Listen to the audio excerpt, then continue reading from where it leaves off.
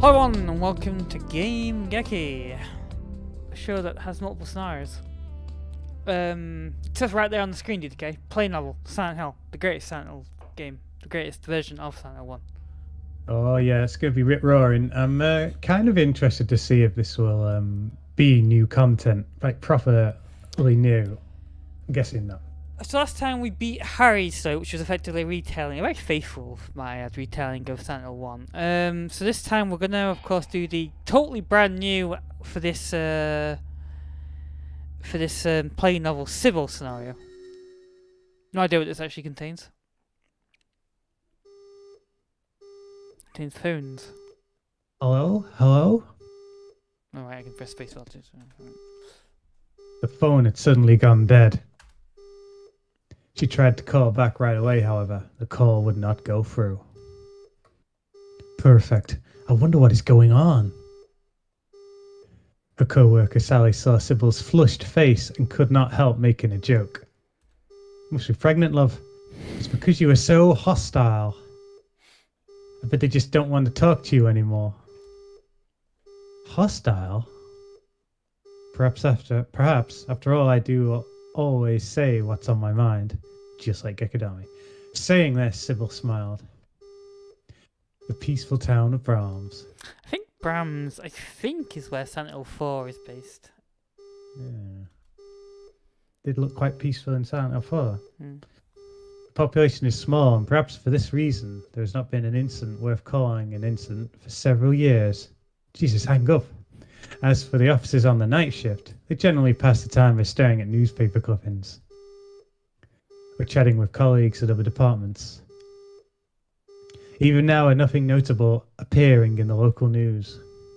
Sybil is just having a meaningless conversation about this and that with a friend in the Silent Hill Police Department. But then suddenly, the line had gone dead. And they had not called back. The call won't go through.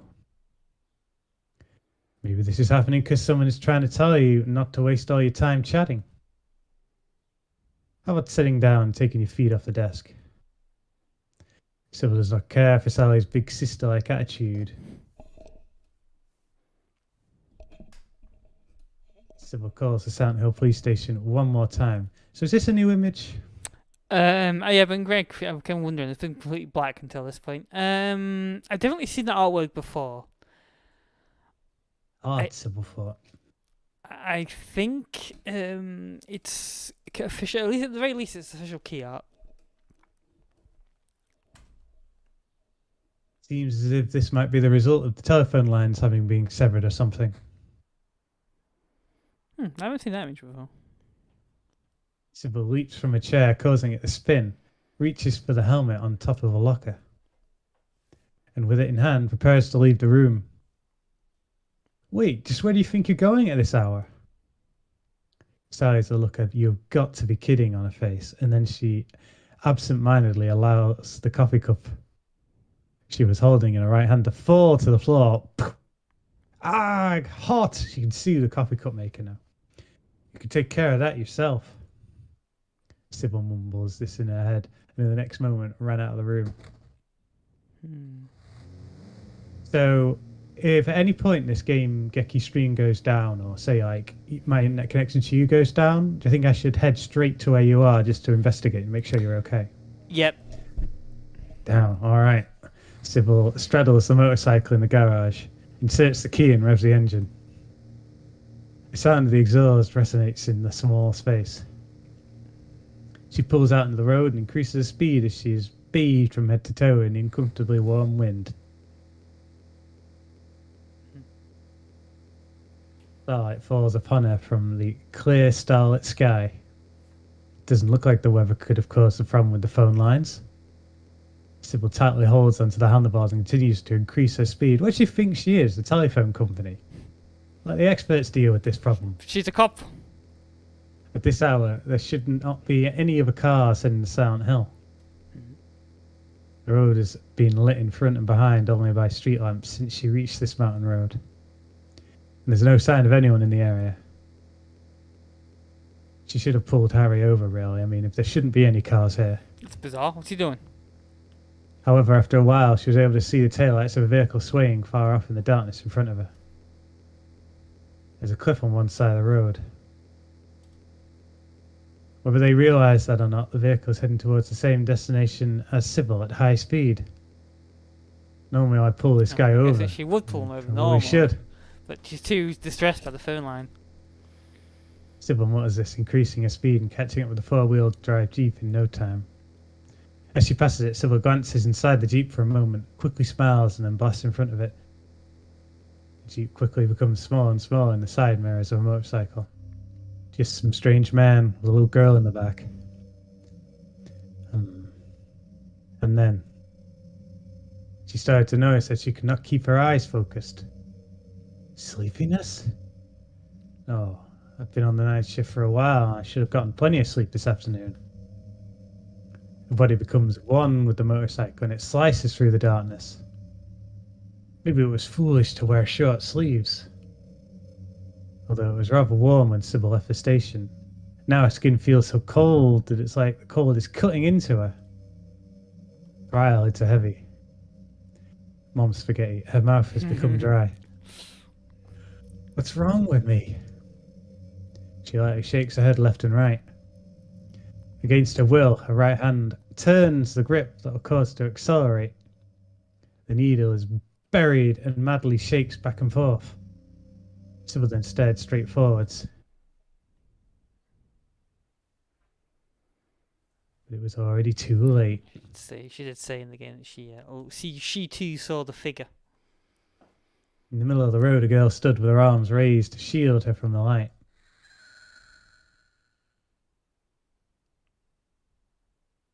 Sybil had killed a girl. Sybil slammed on the brakes. The last thing she saw was the rapidly approaching rock wall on the side of the road. If she was able to slam on the brakes then, surely she could have slammed on the brakes before and not accelerated to stupid speeds. Hit her! Hit her? Onomatopoeia for the feeling of cold. Okay. That's obviously a Japanese thing. Yeah. Something cold is touching Sybil's cheek. Sybil slowly opens her eyes. Where am I? She's not yet able to stand up. She does not seem to be hurt, however. Her body will not do as she commands. Nevertheless, she is fully conscious. Large snowflakes are falling all over her body. She is lying face down in the middle of a wide street. I wonder just how long I've been here like this. After waiting for the nerves throughout her body to return to normal, Sybil lumbered to her feet. Her body was sluggish, like when she wakes up and she was unable to think straight. I hate the image. Hell. It's the image of Sybil going through the door, but they've just made it outside. Yeah. Silent Hill. It's a game title. That is what's written on the sign of the sidewalk. Who would have thought that'd be written with the place I was heading to? In addition to the out-of-season snow, the area is enveloped in thick fog, which generally makes a destination look differently than it normally would. The motorcycle that she came here on was also nowhere to be found. With nothing else to do, she decided to rest in the cafe facing the street. The inside of the cafe is dead silent hill. She does not see any customers or employees. This destroys her hopes of getting something warm to drink, so she lets out a sigh. First, I must get in contact with the other officers back in Brahms. Sybil picks up the receiver from the phone on the corner of the counter. Not a single sound could be heard from the speaker. It seems like somehow the heavy snowfall, which could be called abnormal weather, has damaged the communication systems. There's no doubt that this is the reason why the call got cut off at the Brahms station. Sybil looks around the inside of the cafe. Ah. She gasps without thinking about it. Oh. She came and saw. She could see a man lying down on one of the long bench seats, lined up along the windows. A customer? No, this place isn't open. She moves near him and looks down at his sleeping face. His face is twisted in agony as if he's having a frightening dream. He must be a hobo. Sybil hesitates. Okay, so normally, I mean, again, normally in the game she waits for him to wake up, so Yeah, she just seems to have arms crossed. yeah, just sits there and wait. Sybil's relieved to know that she was not the only person in the town. She sat down at the counter and waited for the man to awaken. After a bit, Sybil thought about the man's breathing, that the man's breathing had become troubled. As she thought about this, he forcefully sat up. Could you imagine Jack Wilson?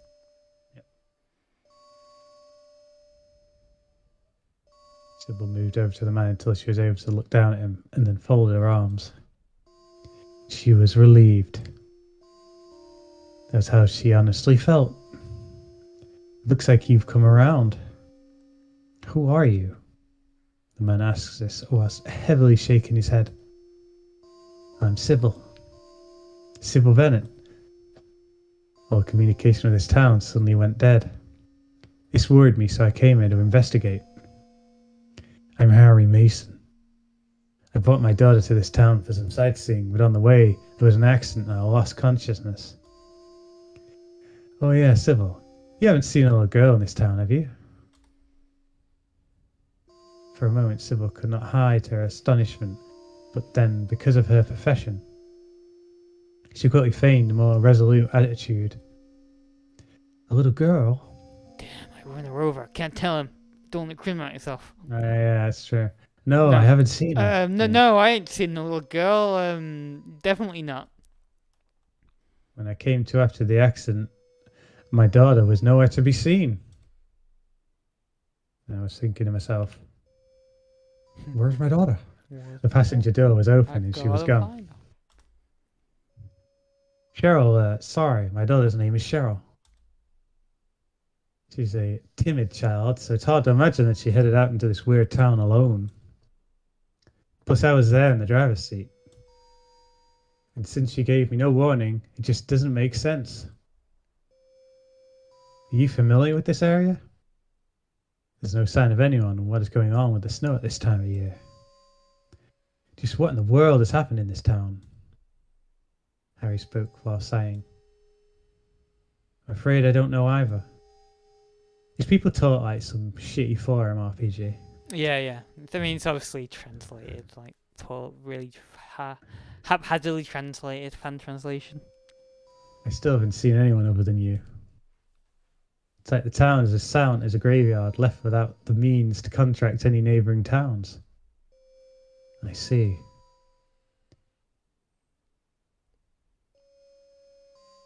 So you also had an accident.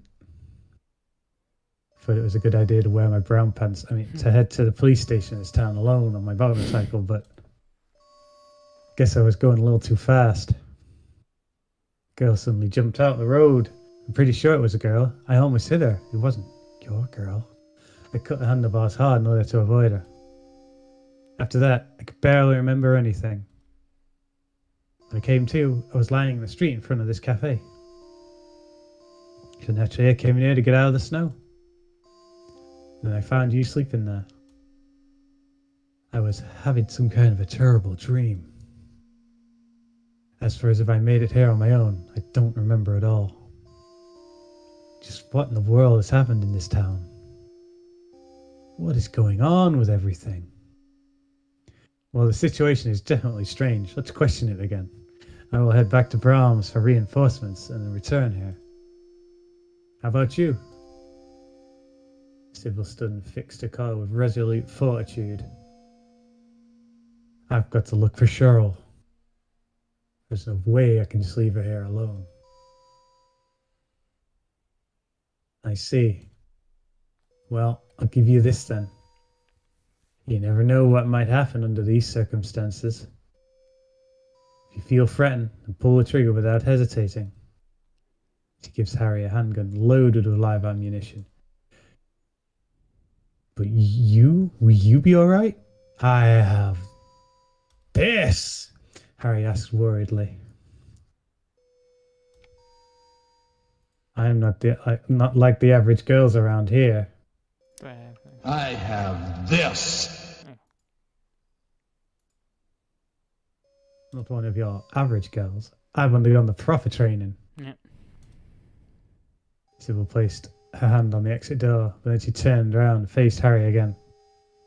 Harry. Don't go shooting me by mistake or anything. Blasting me by mistake. Yeah, don't go blasting me by mistake. I haven't had any training on how to stop bullets. She smiled after saying this. Oh, what a jape. Opened the door of the cafe and then headed out into the thick fog. If this is... So as far as this part, this is pretty much, all new, I guess, because, we interact with Sybil in that same circumstance before. So now until the antique shop, right? The antique shop, yeah. Okay. Sybil looks back and sees the cafe has disappeared into the fog. We know it's gone. Having lost her motorcycle, Sybil can only wander about on foot and alone in the eerie town. It's too quiet. There's no sense of anyone at all. I would like to hail a taxi or something, or an Uber, but there's not a single car running. I kid. Uber wasn't a thing back then. In the 80s. At some point, Sybil had begun to run. Above all, she must get out of Silent Hill. However, after running for a bit, Sybil's hopes were crushed. Damn it, Jen hole in the ground. All roads heading out of town were cut off, and it was as if the entire town was floating in the air. There was no way for anyone to enter the town. Ha! Sybil sighs deeply. We're just charging a kite to fly across. She then decides to try going back the way she came. After running for a bit, she comes to another steep valley like before. It's wide and impedes her passage. And then she became sure that it was not possible to escape from this place. Sybil felt like a bird in a cage as she walked apathetically and aimlessly throughout the falling snow. Looks like someone played a trick on you. It was not long before a black wriggling object appeared in the field of vision. Oh, doggy. What is that? Interesting, because actually there are no mention of dogs in Harry's scenario. He only feeds the flying things. From off in the fog, four-legged thing moves at a slow pace as it gradually closed the different distance between it and her. And then, as soon as it detected Sybil, it began to ferociously run towards her, scattering the fog as it moved. I scatter the fog as I approach. The monster! Oh. Wow, you can choose the monster's actions. That is most peculiar. Wait, what? What a monster. I can't believe... What the hell is this place anyway? I guess it attacks us, right? Sure, why not? The dog killed her completely. Game over. Kia! In fact, I know I've got a scream for that. Oh, fuck.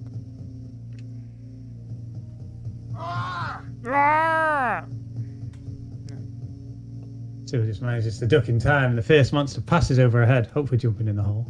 Continues forward just a little bit, and then turns around. It's clear that it's coming after Sybil. Sybil places her hand on the belt to draw her handgun. She utters, "Oh! Oh!" She had just given a handgun to Harry not long ago. Wow, she really did. She gave her only gun? Jesus Christ. She went pale. Damn, I talked about a big game to Harry about being trained and all, but fuck, now I've got no more gun. Sybil forcefully stands up and begins to run with all her strength. Why the absolute fuck would she give him the gun in the first place? I mean, she hadn't seen any threat or reason to do so. Sybil forcefully stands up and begins to run with all her strength. She should have gave him a knife. But it's like that cop from Resident Evil 7, right? He doesn't give Ethan his gun because he says that giving him his gun would be ridiculous. He gives him a knife instead. Which makes sense. Yeah. No, that cop actually gives someone a gun. A knife even, but... The sound of the monster's footsteps and its panting close in on her as it persistently chases her from behind. Although the threat was real and known to them there. They'd both been dealing with it for a while, at least he had. Resident Evil 7. 7, which point in 7? Oh, that cop through the window. Yeah, it was a cop through the window, yeah. Well, he had said that there was... I guess he trusted that it was a threat. He stomps on the pavement as she moves forward. Give his gun, though. Sybil doesn't even know what's going on. She just kind of says, "Oh, it's a bit foggy and snowing. It's weird. Here, take that gun." These bullets are cut through the fog. In the corner of her eye, Sybil sees buildings appear out of and disappear into the fog. And at some point, she ends up losing her bearings and becoming unsure of her location. She hadn't noticed this. She no longer senses the presence of the monster. She's just hearing the ringing in her head. She leans against the antique lamppost and presses her chest.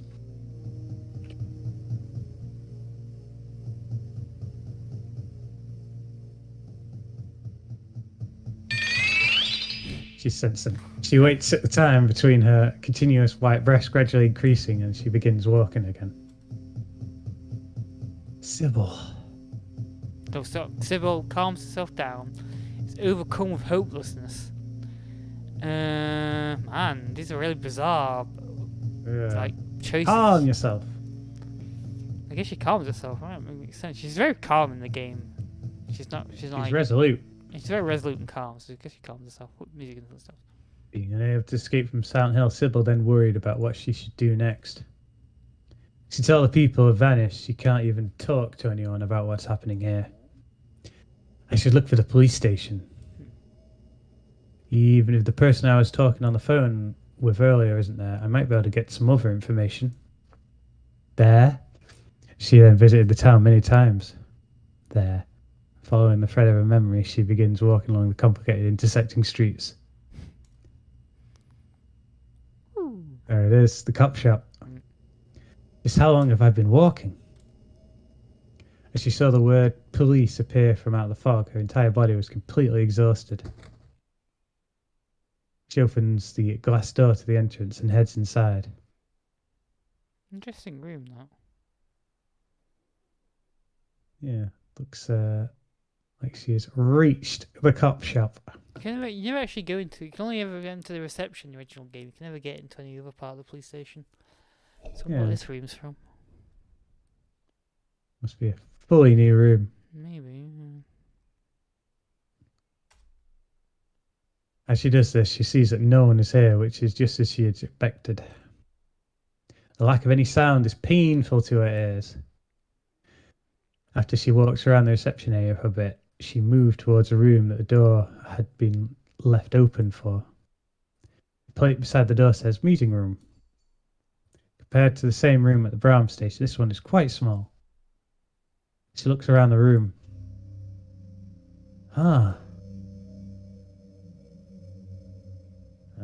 Damn. You can decide if someone's here. So someone be here? Sure, let's add someone to the mix. Sybil senses someone. Somewhere in this room. Underneath the lined up tables. Behind the folding chairs. Sybil cautiously checked other places that someone could hide, but it doesn't appear that anyone is here.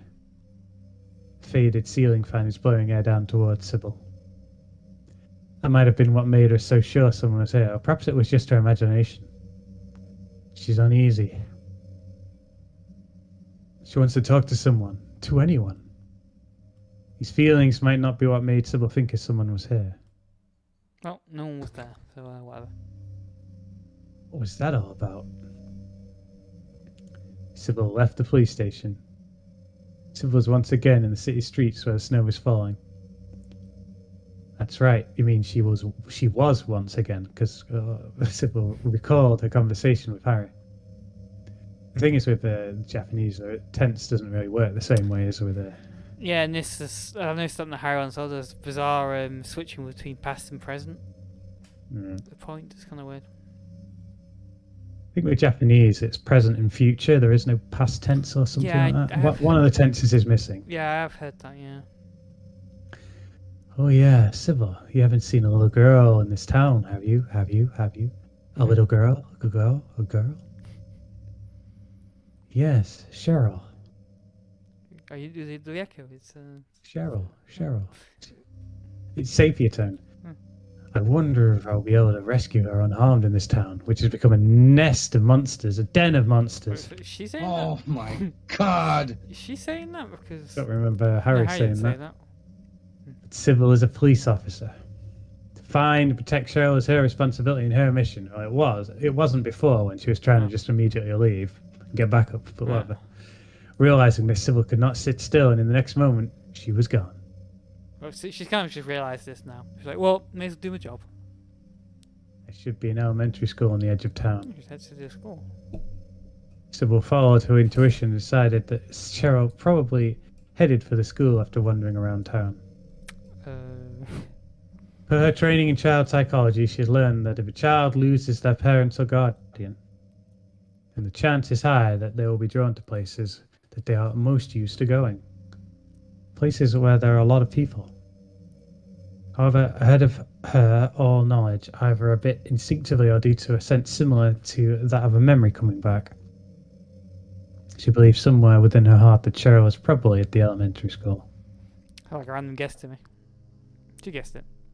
Night fell. How did this happen? Sybil may have been drawn here by someone. As she nears the elementary school, part of her shirt became soaked with clammy sweat. I forgot my deodorant. Is it really okay to go inside?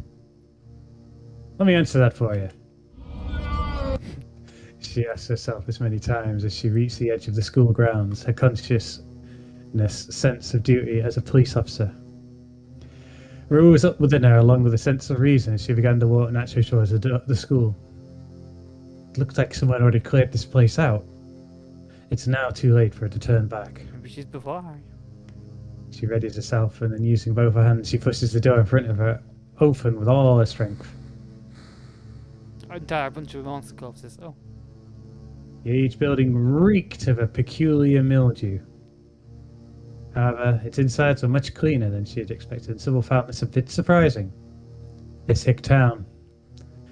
Perhaps it was just the result of her enduring the cold wind for so long, but she had a terrible headache. Sybil pressed her fingers to her temples and eventually began to walk aimlessly again.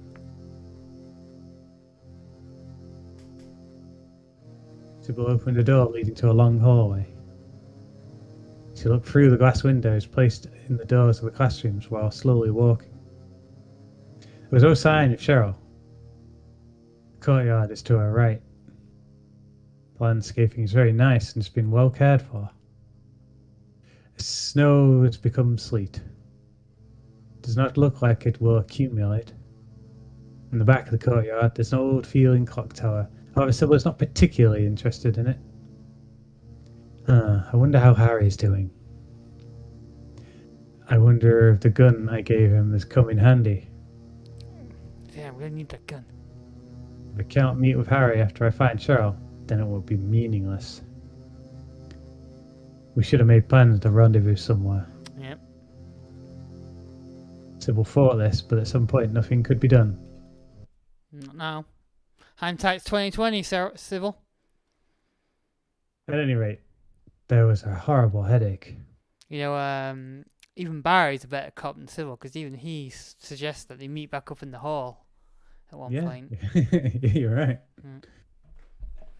It's gradually getting worse, dulling her sense of time and space.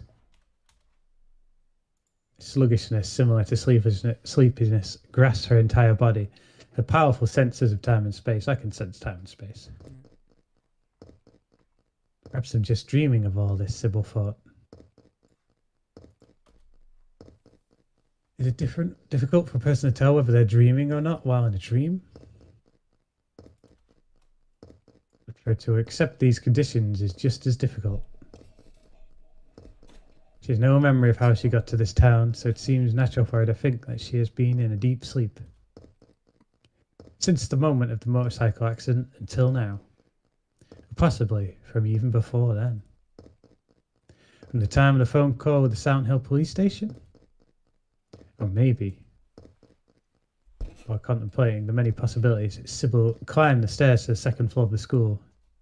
She thought back to when the engineers were fitting the phone system at a police station. She remembered some woman with a big red tie down the front. Come on, Dahlia, let's get this wired in. That was 7 years ago now. And then... I guess you should hear the piano, right? Piano is very that would make important. sense of, Amazing fiddle. There it is. And And then she heard a melody being played on the piano from one of the classrooms. Oh, fucking shit. Beautiful. A nervousness look ran across Sybil's face. She heard someone else talking, See? Just relax and play. and at the same time she felt relief. As if being drawn by the sound of the piano, Sybil cautiously moves towards the room that music is coming from, while feeling along the wall with her hands. Didn't really explain that it had gone dark, it just is now. It just is. Yeah. Music room. Silent Hill, you know, light and dark are relative concepts.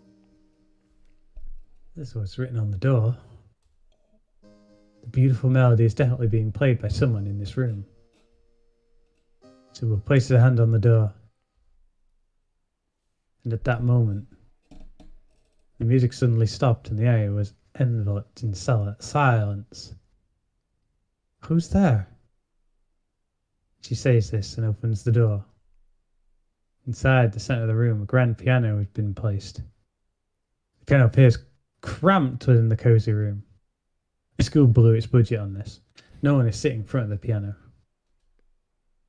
Sybil approaches the piano. What a nice piano! I have to point out that you may not have noticed originally, but in this scene there's a very special guest appearance. If you see in the top left there, it's Jesus H. Christ! Oh! Good grief. Its cover is open and the blacks and whites on the keyboard stand out. Almost like smoke, the player of the piano appears to have vanished into thin air. Could be a player piano. Sybil then sat down and played Smoke on the Water. Oh, beautiful. Boom. Strange. Boom, boom, boom. Boom, boom, boom, boom, boom, boom, boom. Boom, boom, Sybil mutters to herself like a maniac. Behind the curtains, under the piano. Sybil looked in all the places of the room that a person could hide. There's only one entrance to this room. There's no other way to enter the room other than by using the door that Sybil just came through. It's true. Did they jump out of the window? No, this is the second floor. No. Falling from here would result in more than just an injury. Is it that bad? Having become a little spooked, she turned to leave the room. In the next instant, Sybil's heart nearly stopped. Huh? Sybil. At the entrance to the music room, the white-faced girl was sitting still and just looking at Sybil. Oh, she found her. She appeared to be afraid of something, and her wide eyes were filled with tears that looked like jewels. Cheryl? Are you Cheryl? Sybil regained her composure and approached the little girl. She kneeled and softly placed her hands on the girl's shoulders, and the girl nodded. My name is Sybil. Your daddy is looking for you. If we don't hurry back to him, your daddy is braving danger running around this town. Have you seen that ferocious-looking monster? Sybil thought of the monster that she had seen in the town as she spoke. The dog. Cheryl? Now you're playing as her. Damn. Yes, right. Sure, why not? Yeah, Dog's shake her everywhere. head, yes. Nod. Yeah. Shake, nod, same thing. You mean the one that looks like a dog?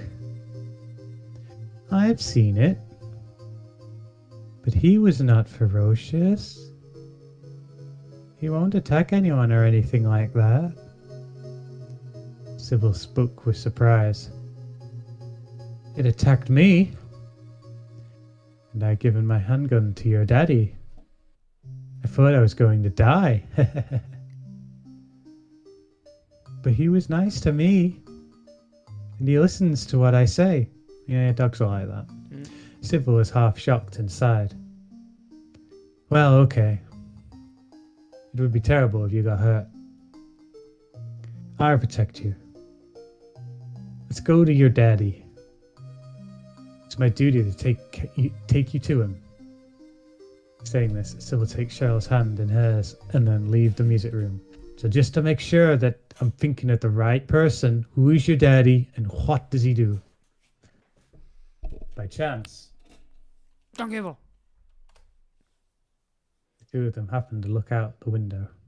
And there he was. That's That's from where they are. The visible courtyard became completely enveloped in darkness. no, it's not. For come night so soon. For a moment, Sybil cannot believe her eyes, but then she was only able to worry about whether she would be able to meet Harry. The two of them walked down the pitch-black hallway. It wasn't dark until this point, I guess. Yeah, I guess not. Which is odd because we already described that she was struggling to see before. Because of the difference in their strides, their footsteps overlap as they echo. Hurry up, little girl. Yank from At there. that moment, they approached the entrance to the school grounds. Cheryl spoke directly for the first time. I don't want to leave here. I don't want to see my daddy. If we meet, there will be sadness. You should go back, ma'am. Sybil stopped walking and spoke while just staring at Cheryl. It's your daddy. There's no reason that it would be sad if you were to see him. If you stay here, then you might get hurt or worse. Things would then be truly sad. Saying that, Sybil begins walking again. After a bit, she stops and adds, "It's miss, not ma'am." And then the two of them left the school. She gave her a slap at the same time. Yeah. How old do you think I am, girl? Come on. I'm barely. How old is she actually? 27 or something. Logically, you think so. Oh, yeah, and this is a Japanese game, so Harry's probably like 21. Sybil's probably like 18. Like fucking ridiculously young. All Japanese things. Just what time is it now? Sybil curses the fact that she forgot her watch at the Bram station. Oh, and because it's Japanese, Cheryl, she looks like she's 7, but she's actually 10,000 years old. Oh, yeah, of course. It's probably late at night. She no longer feels a headache or sleepiness from just before. Holding Cheryl's cold hand, Sybil focused her mind on locating Harry. She figured that Harry was no longer in the cafe, but wondered if maybe he left a memo or something there for her. Compared to Harry, Sybil should know the geography of Silent Hill better because of her profession.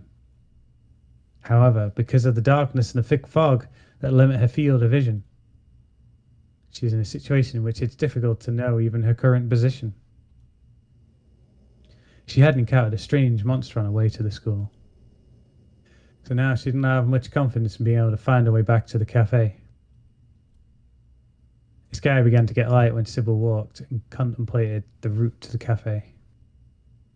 This made her think that perhaps time is rapidly passing in this town alone. Although the fog was present as ever to decrease visibility, she could see it a lot better now.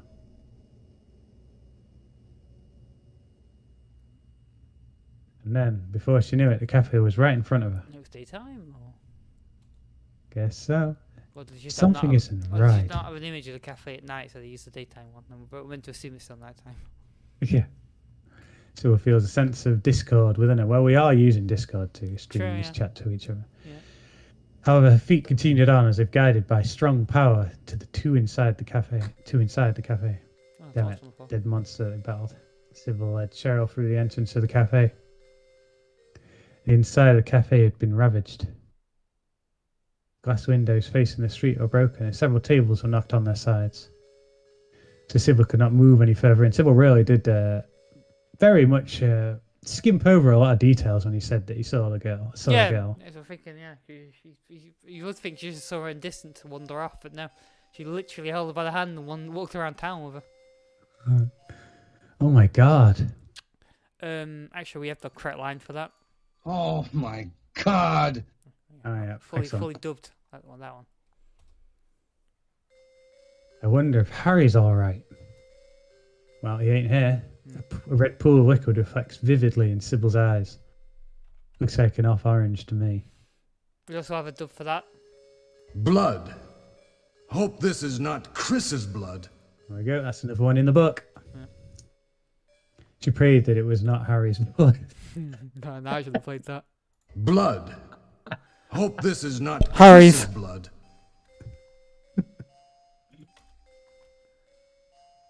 Harry, it's me, she said to the bat. It's Sybil. What do you see on the floor there, Cheryl? Do you see... I found Cheryl. If you're here, then please come out. Are you under the bat? There's no answer. Sybil began to step forwards, but then gasped with an air. Just what is this? The corpse of the brown-coloured monster that Sybil had seen before lies in the centre of the pool of red liquid. I mean, seriously. But just take a look at this. Several shells were scattered about, which meant that Harry probably had a battle here. Barry Burton should be a character in Silent Hill. God. Since Harry was no longer here, she guessed that he defeated the monster and left in search for Cheryl. Is he hurt? Sybil began to... Actually move towards the monster. They're so like asinine choices ultimately, aren't they? Yeah, completely asinine. There's surely no difference. I really can't think of what's actually in there. I guess I should move towards the monster because I don't think there's anything else in the area. Sybil cautiously searches the monster. There's no doubt about it, the bullets lodged inside the monster's body were the ones loaded. It's the handgun that she'd given Harry. She recognised them because she wrote a name in each one. So like they never, she never, they would never give her. Cause she always had the bullet of her name when she owned them. Not hiring them. Normally, these should have gone all the way through. The bullets told a tale about the endurance and hardness of the monster. Hold on a minute. If Sybil only had one gun and she gave it to Harry, then why did she have another gun on the No doubt we're going to find out. Actually, I don't think it mentions the gun in there. I don't, no, sorry, it does mention the gun in this, doesn't it? On Harry's one. Yeah, you got five. Grazed the shoulder. Yeah. The bullets scattered about on the floor supported this as they gave Sybil the feeling that they had just hit the hard skin of the monster and then bounced off. Other than this, there did not appear to be anything else out of the ordinary. Well, your daddy is not here. Let's look someplace else. Sybil took Cheryl's hand, and without a word, they rushed out into the snowy street once again. It's no wonder she wandered off. I mean, she can't stomach his her shenanigans forever. The church bell is ringing. Oh, so that's the man. So that means Sybil was actually in the school whilst Harry was still in the dark version of the school. Yeah, seemingly so. Bell rings forcefully, almost as if it had been waiting for them to leave the cafe. There are still other people here. Sybil's eyes glittered. This might be Harry's way of telling me where he is. And even if it isn't Harry, if there is someone still in this town, then she'd like to meet them. And hear what they've got to say. Sybil's feet naturally pointed towards the church. Expecting to find a clue to escaping and reuniting with Harry, she tightly gripped Cheryl's hand and began to run. They took a shortcut through some random house, and once they arrived at the church, the ringing stopped and the large door at the entrance began to open from inside. Sybil then thought that perhaps someone had been watching her movements all this time. She looked up at the top of the church and began to look around nervously until a voice saying, "This way," brought her back to her senses. And that was Jackie. Yeah. Sybil faced the area woman from a distance. Obviously, she saw her through the wall. The woman once more called out to Sybil, "This way." Sybil mysteriously moved towards the woman. "Were you the one ringing that bell?" The old man's paper, chuckled there. What? Why is it doing this for? I don't understand. Obviously, Sybil is way more Japanese than one thinks. Why couldn't they just have that translated to ha ha ha ha or Sybil chuckles. So, well, the woman, yeah, Dahlia. Oh, there you go, there's Pie. Chuckles. The woman's face suddenly twisted as she began laughing loudly. She saw Sybil's perplexed expression, but thought nothing of it, and just waved her hand left and right in front of Sybil's face. I've been waiting for you. You've come just as I expected. Sybil cocked her head to the side. Do you live here? The woman nodded and then looked at Cheryl. You have done well to come here. You know, don't you, that it was my doing that caused... And you were hesitant to come alone, weren't you? But in the end, I was able to meet you. It's all thanks to that woman. What? I don't understand what you're talking about, no. Sybil's words may or may not have reached her, but that woman began to laugh loudly again. Damn it. Hey, tell me. Why are there no people here? Why are all the exits from town blocked? I do not know either. But shouldn't you be asking that girl instead? Sybil had a look of what on her face. She looked at Cheryl. Cheryl's face was tearful, and she shook her head back and forth. Sybil looked back at the woman and shouted at her. Stop all this nonsense! We've been pursued by monsters and nearly killed. If I wasn't protecting this girl, then who knows what would have happened to her by now. The path of the wise man, the fool guided to this land through astrology. Everything has been preordained. There is nothing that I can do. You are not holding that child's hand. That child is holding yours. Her anger showing, Sybil went to open her mouth. Should be opening up a can of whoop-ass at this point, but at that moment the woman blocked her. I am Dahlia Gillespie. With that in hand, I wonder where you'll end up going. I have nothing for you and nothing to tell you. You must escape from the demon's grasp as soon as possible. You must find a means to do so for your own sake. There's nothing I can do now. I will pray for your safety. Sybil Bennett. Sybil was shocked to be called by name. As she watched Dahlia quickly depart, she was unable to speak. And then she remembered she had it written on her badge. Oh yeah. After Dahlia disappeared behind the door, Sybil regained herself. She tightly held Cheryl's hand and they left the church. Right after they left the church, Cheryl began to speak. Hey, miss. I'm fine by myself now. This is not my first time coming in. I have met that lady we just saw before. Sybil stops in surprise. What do you mean? I have a place that I want to go, but I can only go alone. If you're with me, I won't be able to go, and then something is terrible is sure to happen. Something terrible? Why? Your daddy is looking for you. Until I get you back to your daddy, I cannot leave your side. You're wrong. My daddy must not find me. Someone is waiting for me. In order to meet that person, Sybil let out a short sigh. Kind of want to scold her. Go on, slap the little child. Scold. Time for some scolding. Time to educate this kid. Just stop it and be quiet. Sybil snapped at Cheryl. A child like you should be seen and not heard, and should be left alone in a dangerous town like this. Should not be. Please do not be so difficult. No, you were correct. You should be.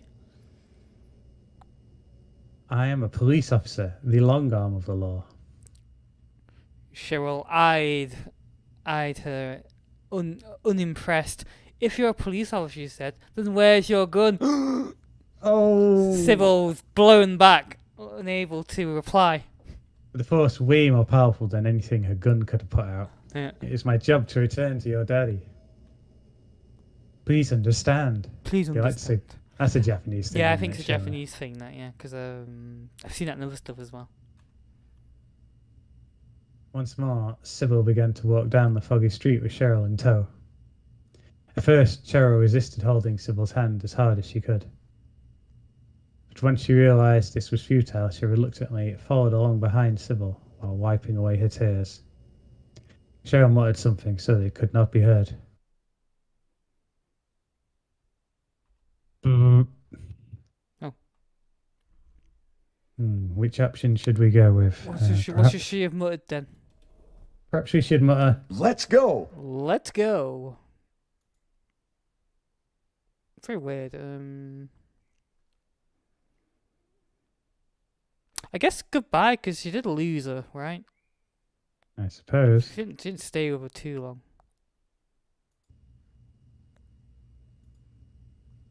Goodbye. Sybil and Cheryl wandered the town, literally with no destination. Her cheeks were numb, so they no longer felt the cold pelting of the snow. From time to time, Sybil would look back to check on Cheryl. The girl just followed Sybil with her head down. Are you hungry? She asked this because she thought Cheryl might be sulking, but Cheryl just muttered, I'm fine. After walking for a bit, the girl suddenly stopped. Cheryl, I'm tired. Sybil's strength had begun to fade, so she thought that this could be the case with Cheryl as well. I mustn't compare my body with Cheryl's small one. The two of them sat down on a bench on the sidewalk. That's a unique image. Ah. Thanks to the nearby tree towering above the bench, the snow could no longer fall directly on them. As soon as Cheryl sat down on the bench, she fell asleep. She's probably very tired from all the uncertainty and stress. Good place to sleep out in the open like this. Yeah, Sybil. park bench in the snow. Sybil held the girl's body close so that she would not freeze. Began to look for a safe building to rest in. I mean, B is kind of logical, but she just want to leave the girl, right? I guess not. Damn. Gives you that in a t-shirt as well. Yeah, you cold than that. I don't know. Let's go with A, whatever. Sure. She holds the girl's shoulders close, and while stroking her head, Sybil is struck with the feeling that warmth is being absorbed out of her. Sudden sleepiness. Even though we're out of the snow, at this rate we'll freeze to death. If a human's body temperature drops below 98.6 degrees Fahrenheit, they won't be boiling anymore. Then they are fell into a dangerous state. Even if the ambient temperature does not drop below freezing, a human can still freeze to death. Sybil recalled a lecture that she had attended long ago. However, even though she knew that Sybil's body was gradually refusing her will, becoming one with the hard wood of the bench and getting heavier. Cheryl is awake. Even though her eyes are closed, from the expression on her face, it looks like she is staring at me. Like sinking into the bottom of the ocean. Sybil's consciousness grows distant.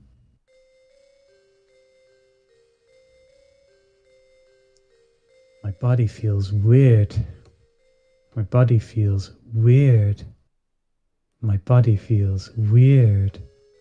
My body feels weird. Something, I don't know what, but something evil is here. Somewhere inside of me, beginning to make a nest. One cell at a time, beginning to consume me. And yet it doesn't hurt. My body is on fire. My body is on fire. My eyes feel like they're going to melt. My eyes hurt. My eyes are on fire. Laughing. Coming from my stomach. A slightly dirty doll. Where are my parents? Have they already escaped? Since when? Why here? A wheelchair? Something, I don't know what, but something evil is here. Somewhere inside me. Beginning to make a nest. One cell at a time. Beginning to consume me. And yet it doesn't hurt. My body is on fire. My body is on fire. It's beautiful poetry, this. Yeah. It feels like fire is going to shoot from my eyes. It's like Perhaps this should be sung like a song. My eyes hurt. My eyes are on fire. Oh. There it is, the Chucky doll. Actually, I'll dub that as well.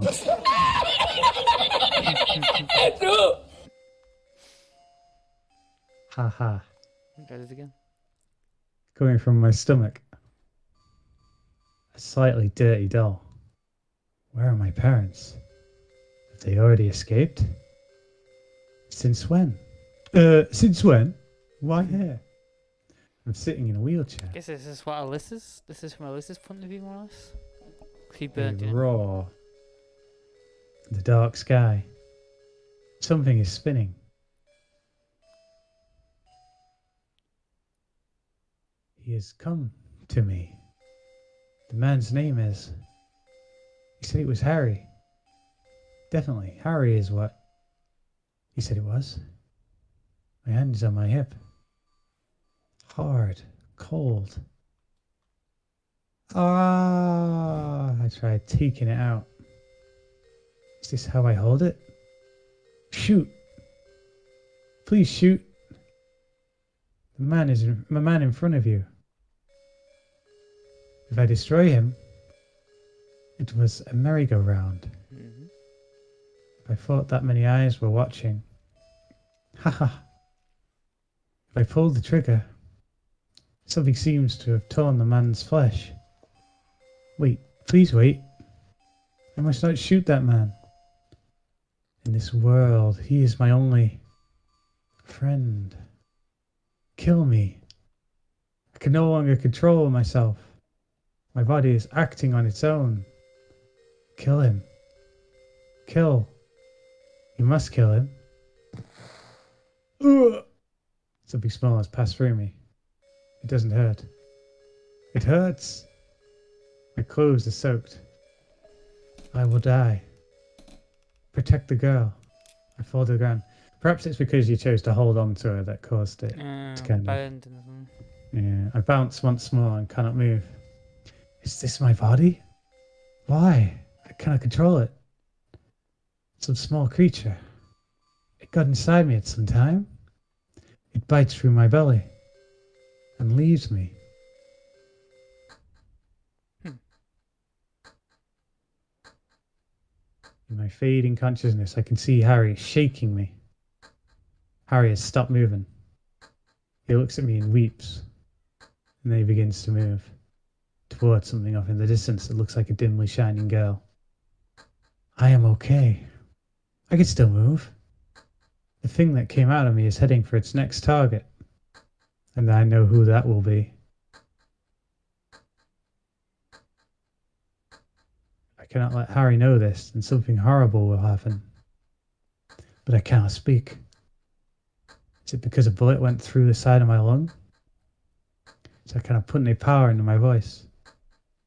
Harry has begun to run. I'm not yet dead. But he thinks that I am. Even if I must crawl, I must move on. Cheryl is in danger. I must get there first. Harry will get there soon enough. But I must get there before then, and I must stop him. Sybil somehow manages to stand up, but staggers and falls back down onto the floor. However, she decides to summon the last of her strength in order to save the girl that she was moving with for a bit. Cheryl. She stands up again. Sybil, sorry. Her entire body is beset with severe pain. Sybil does not fall down.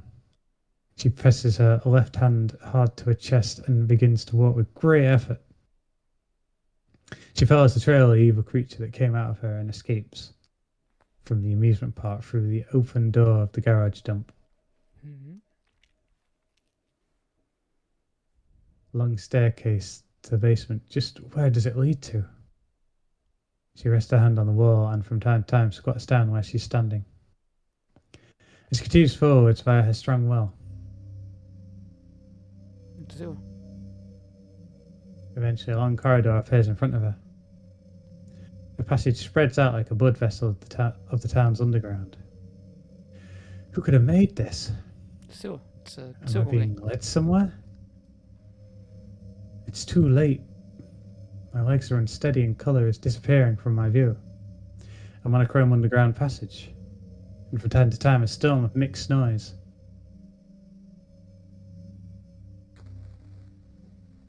A warm breeze ruffles Sybil's blonde hair.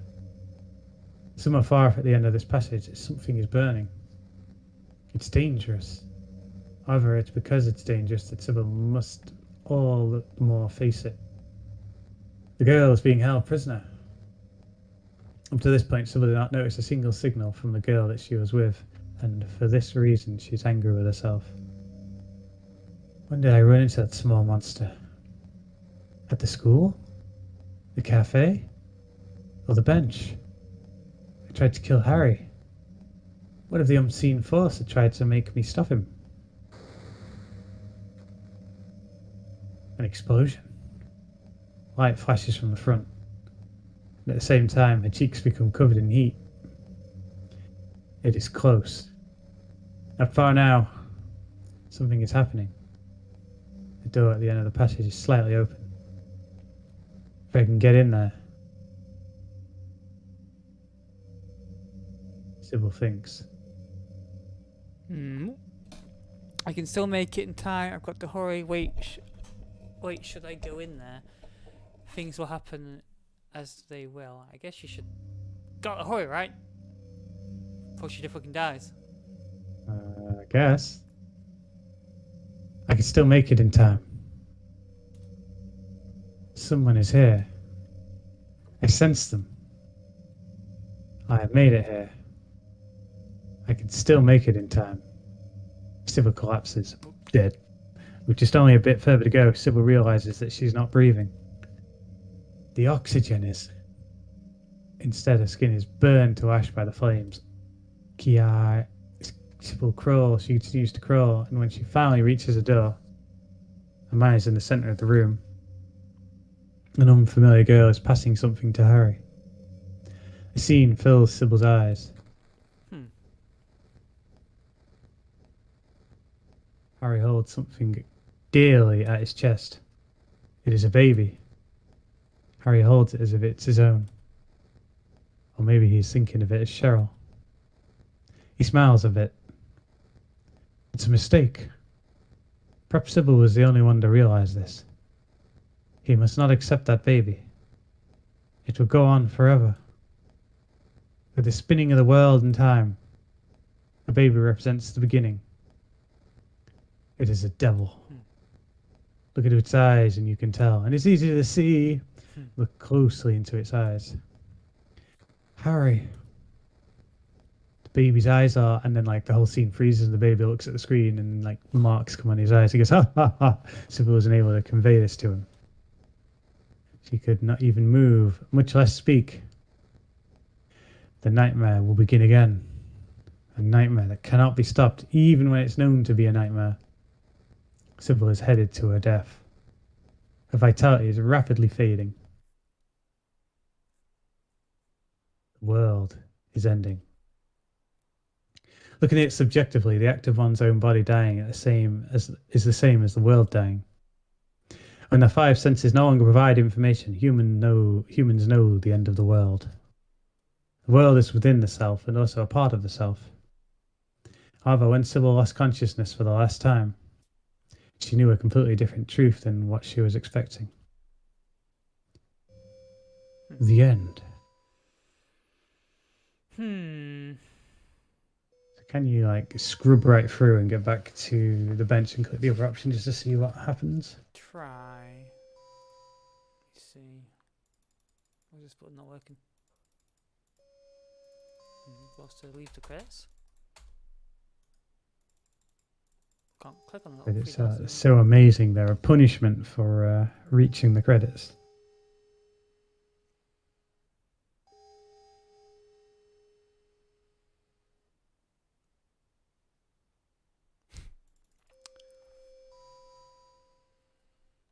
The credits rolled on.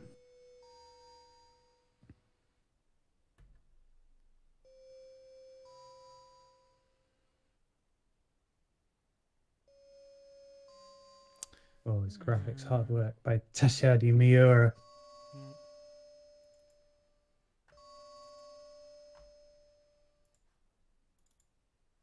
I should do it Mm, quickly.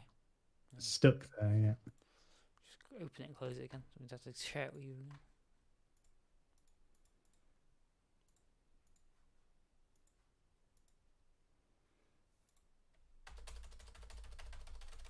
The video process getting pretty long. Oops, skip. Nope. Oh, what? Touch screen. Oh, fucking hell. This is a freeware fan made adaptive. Game Boy Advanced. Hi, Rano Builder software. So it's like a specific software. That's probably why it's so extremely limited. Yeah. Someone just duplicated the whole game. That's pretty cool though. Yeah, it's an amusing effort they did. Allows us to play it. Otherwise, we won't be able to. Yeah. There's never an official release of this, I believe, in English.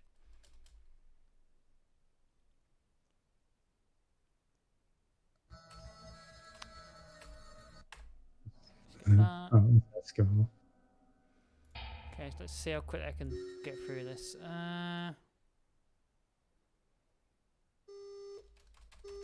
I believe I can skip. Oh, skipping. It's maybe a little too much skipping. Unless it'll skip straight to the choice.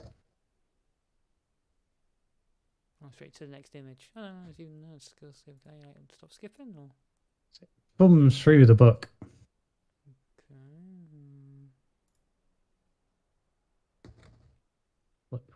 Flip. That's a rather confusing combination of sounds. Yeah, it's skipping alright. Yeah, hopefully it stops when a choice comes, otherwise this is going to be really annoying.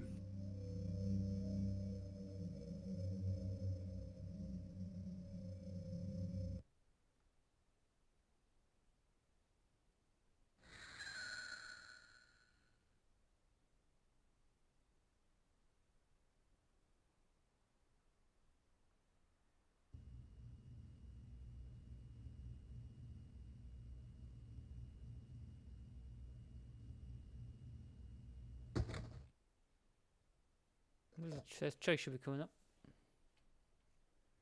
Do I have to wake him or not? Right. Oh, yes. Should I wake the man this time? Yeah, sure, go on. These will Oh. shake things up a bit. Oh, fuck, it's still skipping. I can't. Try and select skip again. Maybe it'll Oh, yeah, turn it I off. did that before.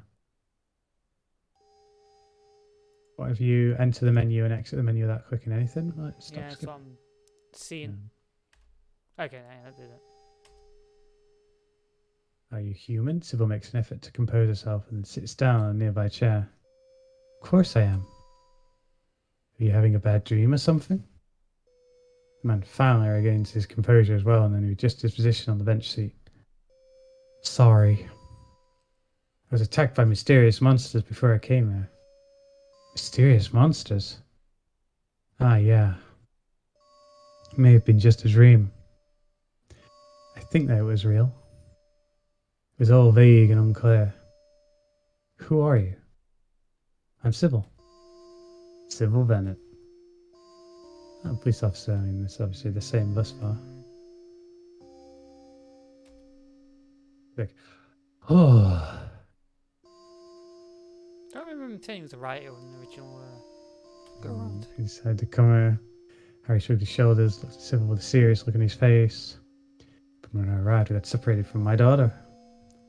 7 years old, black hair, her name is Cheryl. Maybe I haven't. Sorry, I see. She's a bit different in the conversations. She's more, more different. close to the original. Hmm. Okay, I was lying. I don't remember at all. It sounds all like happened to me anyway. Harry's sense of glance falls of the season continues to fall. I've got to look for Cheryl. My daughter. I've gotta find her. There's a gun. Fucking moron, so take my gun. I know Taekwondo. I can deal with these monsters. Don't go blasting me by mistake.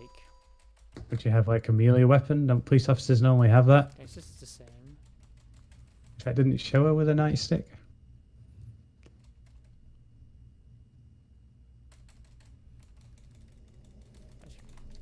Easy to just I always thought it was kind of odd that just you know how roof, roof, roof. So if Fate walks away this time, just run away.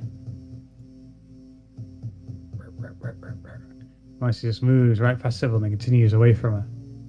Clearly he's headed somewhere with some purpose. Various concerns run through the back of Sybil's mind. Instinctively, she begins to chase after the monster. However, its speed is fast and it does not appear possible for Sybil to be able to catch up to it. Additionally, the thick curtain of fog is also making her pursuit difficult. Sybil continues to run for a while, but ends up completely losing sight of her target. Okay. She stops and leans against the anti-arm post. Oh, yeah. Actually, no, it can't be thing, 'cause she's... Continue white. The white breast could gradually decrease, and that's the same. Sybil, calm yourself down. We'll come with... well, last time we did that, but this time, let's do this. Okay.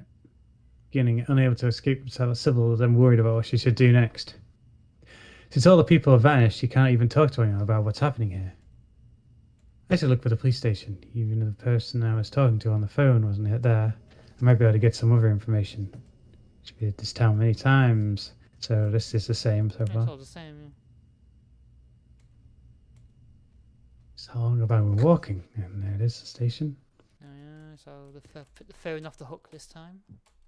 I always find it odd that it always showed Alessa in the opening CGI, you know, burned in the hospital bed with the weird stripes down her, but it didn't actually show that in the game at all. No, and yet it shows that in the credits again as well. It's really weird that it doesn't emphasize that at all in the game's story. She read herself. Who's there? A man jumped up right away and pointed a black handgun at Sybil. The man. Harry Mason. Well, it doesn't go. Harry never goes blasting. Yeah, I don't want to go blasting her by mistake. Sorry about that, babe. And then slowly returns the weapon to his side. Sybil. Ooh. Sorry about that, babe. Harry. I thought you were one of them. Sorry, I thought you were another monster had appeared. What you said, yeah. I thought you wanted. Just paraphrase that. So he initially hid behind the chair. Me too. Oh, this isn't good for my heart, you know. What's up? Before I came here, I found a steel pipe. I'll give you the handgun back to you. What the... Okay. Like you said, I might end up shooting a human by mistake. Saying that, Harry pops the handgun into Sybil's hand. Sybil nods slightly. Have you found your daughter? No. Harry shakes his head back and forth. I thought she might be in custody at the police station, so I came here. Harry looks around the room and then speaks. But just like this, there's not a single man, woman, or child here. I've been around the whole building, both in day and evil world. Let's look somewhere else. There should be a church just over the river. Maybe she's in custody there. Yeah, sure. The faith keep people in custody. Yeah. When the actual police fail, the faith take over. They run out of the police station with Harry. Yeah. Touch people still in Santa. We're actually together now, man. Cop. On the way to the church, Harry tells Sybil about the events that occurred in the cafe where running out of the church. Indeed, something is wrong here. I was glad to have received a handgun from you. Cheryl doesn't have any weapons, and she's just a little girl. Hoping that Cheryl would be at the church, Sybil carefully ran over to the slippery asphalt.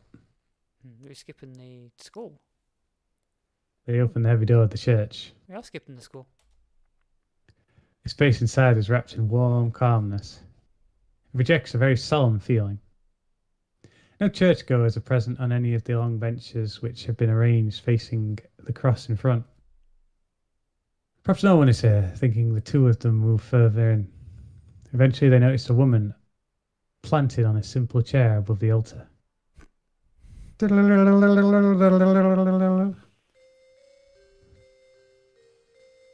Ah, Harry and Sybil together. You are too late. The woman mutters this and stands. You are too late. The girl that you're looking for just left here. The colour of Harry's face changes. You let her leave alone, you moron. Cheryl? Was it Cheryl? She's a 7-year-old girl with black hair. The woman at the altar puts one hand up to silence Harry. Even without saying this, you would understand. But I would tell you this much. The two of you will never see that girl again. My predictions are often incorrect. The girl knows what you are planning, yes. She'll head towards her goal without being found by you. She's just a young girl. She came to this town and then went missing. If she did come here, then why did you let her go alone? Sybil screamed at the woman. Oh dear, such words. I have no obligation or reason to protect that child. The faith is your obligation. She stops speaking and then comes down from the altar. She was not alone. My daughter is with her. Sybil frowned. Your daughter? If those girls happen to be separated, then it would certainly be a pity. What is more, my daughter would most surely not remain silent. Harry began to speak as if the floodgates had just been opened. What are you getting at? I'm Cheryl's guardian. I have a responsibility to protect her. Tell me where she's going. A hospital, but it's useless to follow after them. If you do not want to die, then you must leave this place. I am Dahlia Gillespie, reporting live. If you do not wish to increase the number of corpses, then do not disturb those two girls, yes? Before Dahlia finished speaking, Harry ran out of the church. Harry, wait! Sybil prepared to chase after him and looks back at Dahlia. Dahlia was there trying to suppress a laugh. All Sybil saw was Dahlia's unsightly backside. What? She was mooning them. Damn! In order to resurrect myself, I will need your body. Please understand this. Please understand. Damn it, Gekidami, please understand. I understand. This is why I came here and came to see you. To think of these 7 years. I never once was able to get out of bed and couldn't even move. However, everything is going according to plan, and I was able to be reunited with you. But they will come after us. What should we do? Let me take care of everything.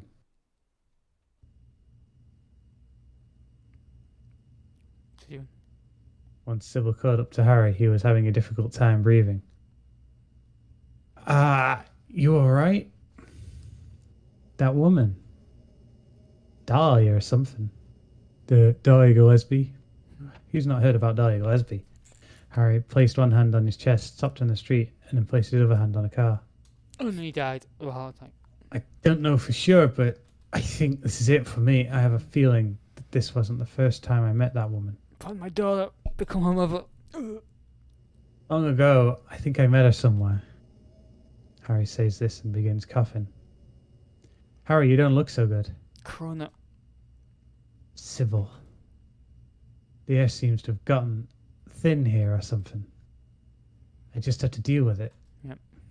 Does sound like Corona, you're right. Harry. I'm getting different choices now. Fuck. We begin to talk again? Sure, why not? He gets better. Oh, it's alright. A town in which snow is falling.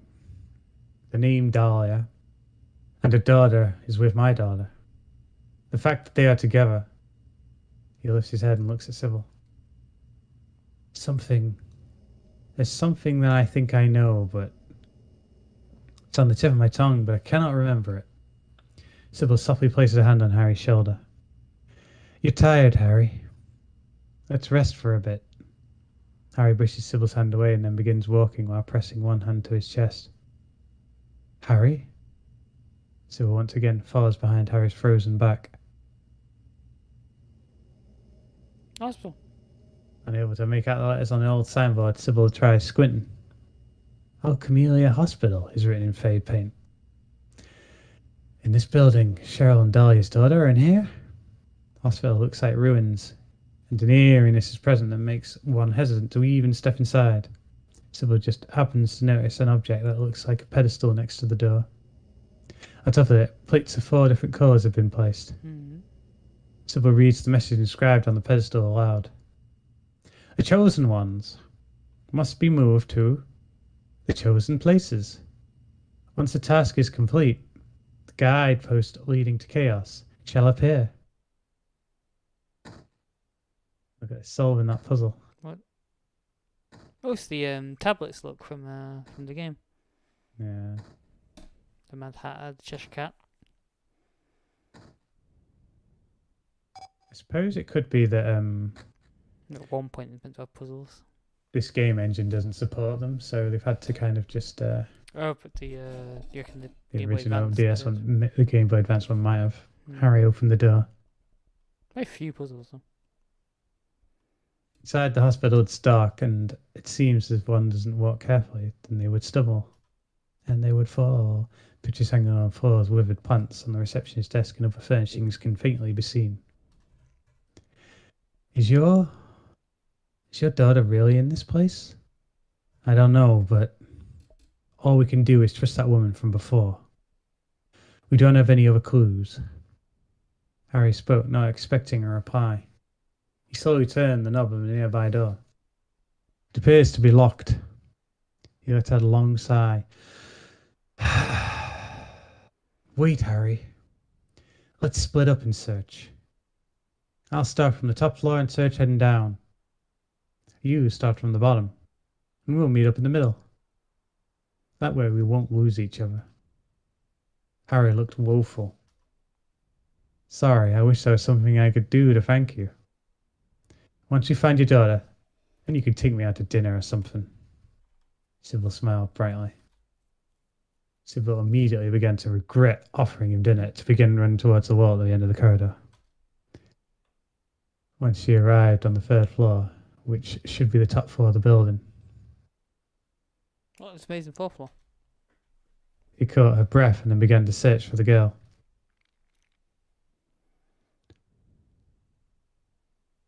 Sybil begins to walk along the concrete wall that is dimly lit by the outside light.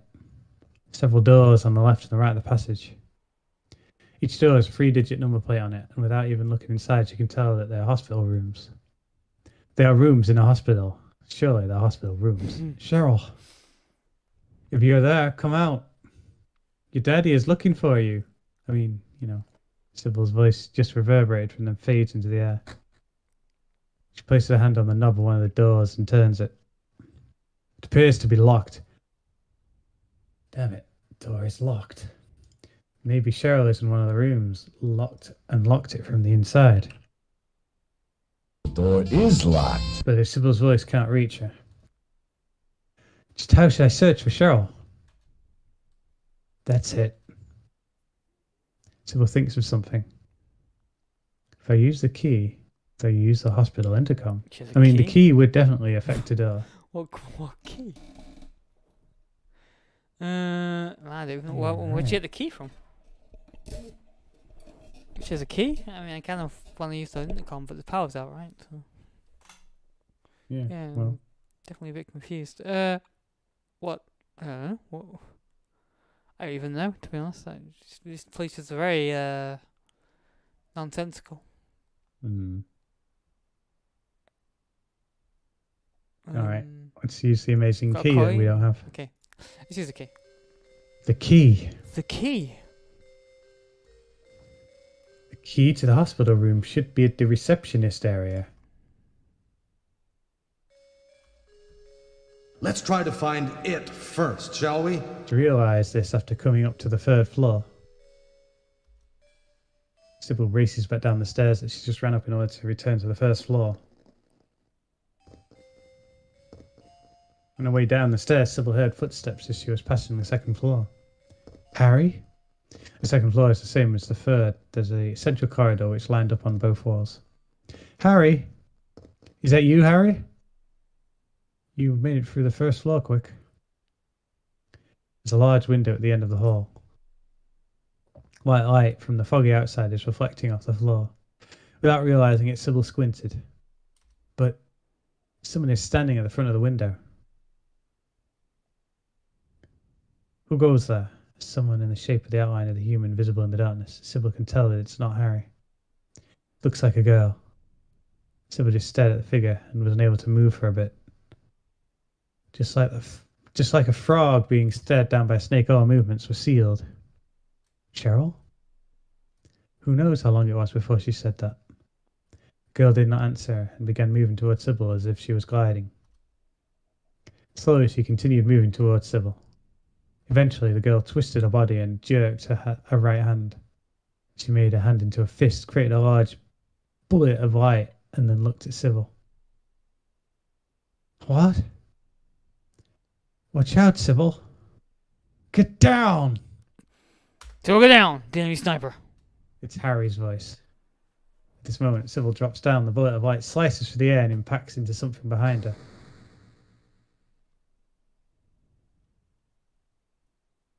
Well, that takes care of one of them. Oh no, Harry's dead. Harry was vaporized. The gale vanishes. Sybil turns and sees Harry laying face down, holding his hand to his chest. Harry! He's struggling as hard as he can to reach his hand out to Sybil. Sybil rushes over to him and sits him up. Harry? I thought that something was wrong. By the time I realized, too late. Harry, don't talk. Harry's body becomes heavy. Sybil, I'm done for. Please, won't you help?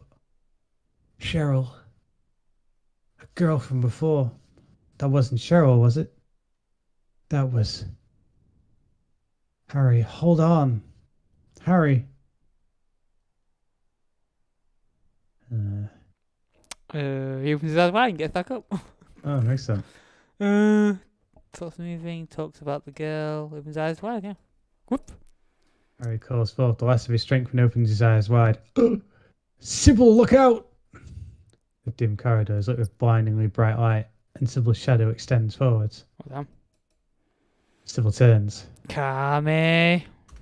Holy fuck, and notices the girl has another bullet of light in her hands. Stop it! Don't open, no. Cheryl! No more! Summoning the last of his strength, Harry crawls towards the girl. And then, when he sees her face in the light, a mysterious look appears on his face, as if he has remembered something and realizes something. Why are you... The girl swings her arm down, and at the same time Harry's scream echoes. The area flashes with light. Harry is gone, and the floor tile where he was has been burned black. Damn.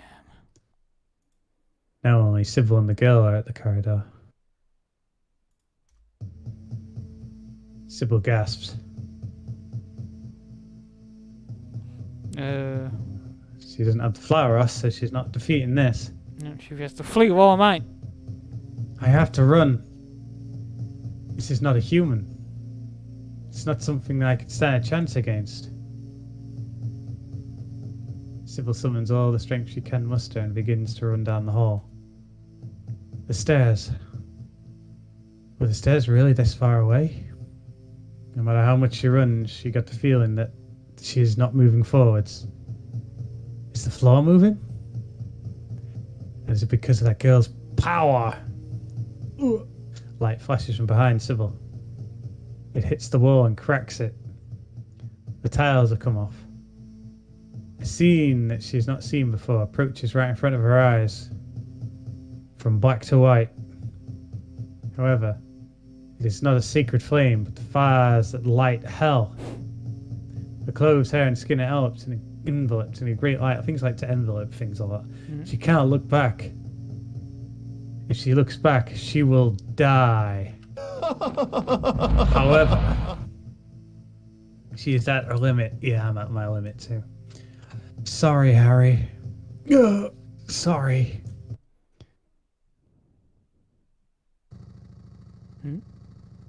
When she came to, Sybil was sleeping on a small bench at the cafe. Cheryl is standing next to her, gazing out the window at the steadily falling snow. A bike is waiting outside the cafe for Sybil. Its engine is running.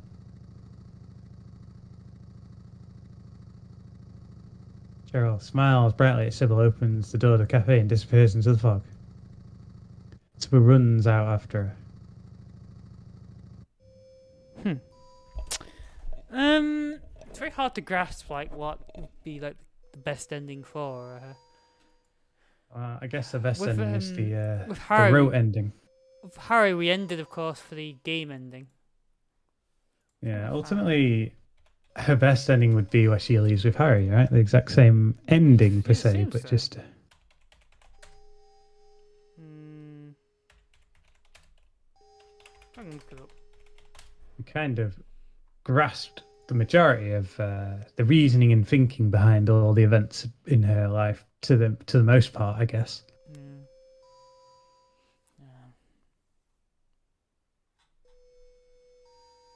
You need my help? The play novel.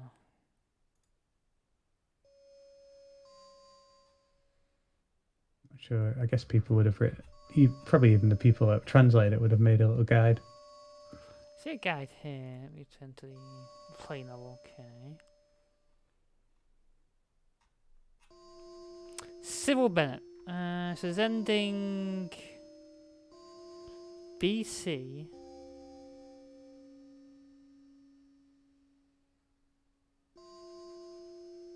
Ending B is so we just got ending B. Ending C is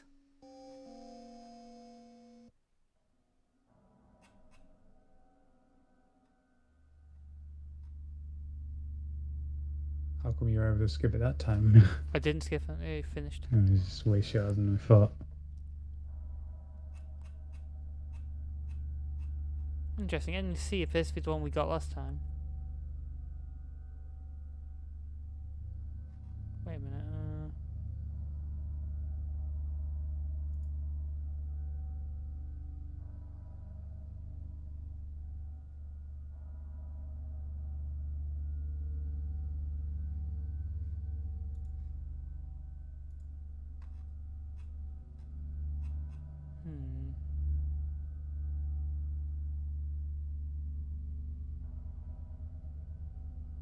I feel like it's maybe impossible to actually survive as Sybil. Oh, she just basically experienced a bunch of varying scenarios Yeah. that don't follow the game by rote. What the fuck is...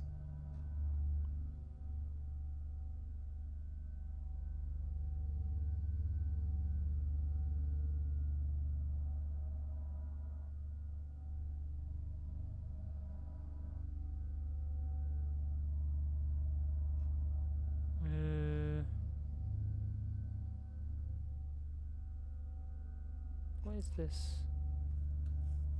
This isn't in the game. Probably referring to the actual game as opposed to. No, there's a weird third scenario of a boy called Andy, apparently. Huh? Weird. Guess they didn't bother adding that. The boy is a 7-year-old boy named Andy who lives in the house next to Harry and Cheryl Mason. He's also the main character of 4 scenarios that could be downloaded into the play novel Silent Hill cartridge via cellular phone. Whoa. 4 scenarios were named for each of the seasons, and thus there were spring, summer, fall, and winter. Fortunately, it's true that the download service has ended, so it may be impossible to ever really play these scenarios. Huh. Oh, so apparently, yeah, they just lost to time, seemingly. Amazing. Odd.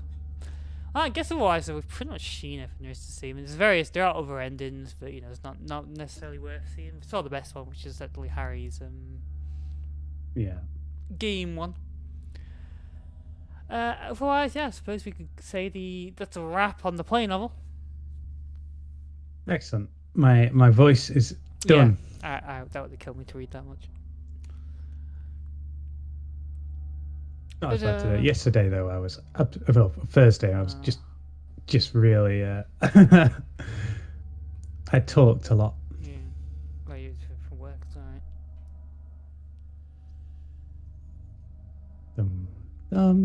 I guess I'll place out with everyone for the next Silent Hill game, which is normally the best one, the one that's considered the best, Silent Hill 2. Whoa. The one that puts that on the map, ultimately. Gourmet of Silent Hill games. We're dining on that. It's dying next time. Especially the super duper souped up edition you've got in store. Oh yeah.